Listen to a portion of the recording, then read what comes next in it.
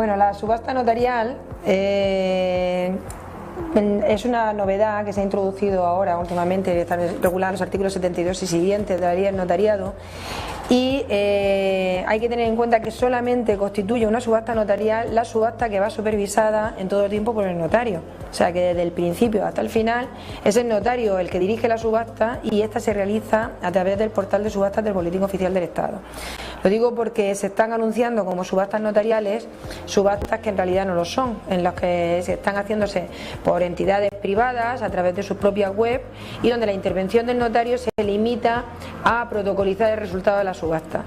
Esas subastas no son notariales, solamente son notariales las que se realizan a través del portal de subastas del Boletín Oficial del Estado y con el control del notario. Las subastas notariales pueden venir motivadas por un expediente administrativo o judicial o, por ejemplo, por el cumplimiento de un contrato, porque le hayan pactado las partes que se subaste, o a requerimiento de un particular que quiere vender su vivienda y que solicita a un notario que se transmita. Entonces, respecto a estas últimas, el promotor de la subasta puede elegir el notario que quiera, es de libre elección. También puede determinar cuáles son las condiciones que van a regir la subasta. En el caso de que no haya establecido unas condiciones especiales, pues se aplica supletoriamente la legislación notarial. Y comienzan con un requerimiento que se hace al notario. Entonces, en el requerimiento el particular pues hace constar cuáles son sus datos personales, cuáles son los datos del inmueble que quiere subastar, las características físicas del mismo, cuál es el estado de cargas, su situación arrendaticia y su situación urbanística y cuál es el estado de deudas, si tiene pendiente algún tipo de comunidad de propietarios, de recibos de contribución, etcétera. Entonces el notario también tiene que hacer constar cuál es la situación catastral, porque por ejemplo si no estuviera coordinada adecuadamente en el catastro, pues lo debe mencionar, y cuál es el precio de salida por el que quiere subastarla. El notario, antes de iniciar el expediente y sobre todo justo antes de empezar la subasta, pues va a consultar el registro público concursal para comprobar si la persona, el promotor del expediente, el que quiere vender, está en situación de concurso de acreedores o no, para ver si hay alguna limitación para que pueda vender. Luego también hace una consulta al registro de la propiedad, solicita una certificación de dominio y cargas para comprobar cuál es la situación registral del inmueble y lo comunica también al portal de subastas, porque el portal de subastas lo que hace entonces es asignarle una dirección de correo electrónico a través de la cual se va a articular las pujas y el mecanismo de la subasta. Y por otra parte también le notifica que se va a subastar ese inmueble para que no se pueda subastar dos veces el mismo inmueble en el portal de subastas. Una vez que se decide iniciar el expediente, se procede a la publicación de la subasta.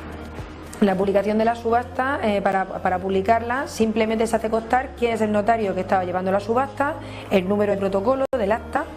y cuál es la dirección de correo electrónico que nos ha asignado el portal de subastas. Una vez que entramos en el portal de subastas, ahí tenemos toda la información referente al inmueble, pues de todo lo que hemos comentado anteriormente, de titularidad, de estado de carga, de situación arrendaticia, etcétera. Y una serie de menciones especiales, como por ejemplo si se puede visitar el inmueble, si hay algún tipo de documentación interesante para el inmueble que se puedan examinar en la notaría, si el vendedor se ha reservado, por ejemplo, el derecho a no aceptar el remate, o sea, a pesar de haber fijado un precio mínimo en la subasta y aunque se superara la subasta, finalmente él se reserva el derecho de decidir si no quiere vender, aunque se obtenga un precio superior. Si se puede ceder el remate a un tercero, o sea, si la persona que se adjudica el bien en la subasta antes de hacer el acto definitivo de otorgamiento de la escritura puede ceder ese remate a otra tercera persona, si el precio se puede aplazar o no, el precio de adjudicación en la subasta, el pago de precio, y sobre todo cuál es la cantidad que se tiene que consignar para poder intervenir en la subasta. Siempre hay que consignar una cantidad mínima, que suele ser el 5%, pero bueno, se puede fijar una cantidad superior. Todas estas condiciones aparecen en el portal de subasta y se puede acceder directamente a esa información a través de la dirección de correo electrónico que se proporciona en el anuncio de la subasta. Por otra parte, el notario, una vez que se empieza la subasta, pues notifica a los arrendatarios o ocupantes del inmueble que se va a proceder a la subasta y también lo notifica a los titulares de cargas que resulten de la certificación de dominio y cargas que ha pedido el registro de la propiedad. A continuación se inicia el periodo para poder presentar las pujas. suele ser de 20 días, pero también en las condiciones de la subasta el promotor del expediente puede fijar un plazo diferente. Y una vez transcurrido ese plazo, pues el notario comprueba en el portal de subastas qué pujas han presentado y cuál de ellas resultaría la adjudicataria del inmueble. Una vez que se ha determinado quién es el adjudicatario del inmueble, se hace una diligencia por parte del notario y se da un plazo para pagar el resto del precio, a no ser que haya habido un aplazamiento. Y siempre y cuando el propietario haya aceptado la puja, si es que se hubiera reservado el derecho al aceptarla. Si transcurrido el plazo correspondiente no se ha pagado el precio, se va al siguiente postor. Si se ha pagado el precio, pues ya se extiende una diligencia de finalización de la subasta con adjudicación del inmueble al rematante que ha satisfecho el precio en la totalidad. En ese supuesto ya hay que otorgar la escritura pública de venta por el promotor del expediente y el adjudicatario.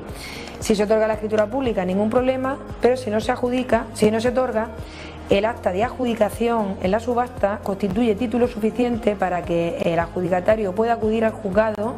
y exigir que se otorgue escritura pública a su favor, y entonces se entendería, suple el consentimiento del vendedor. El promotor del expediente no hace falta que firme si así lo dice la autoridad judicial.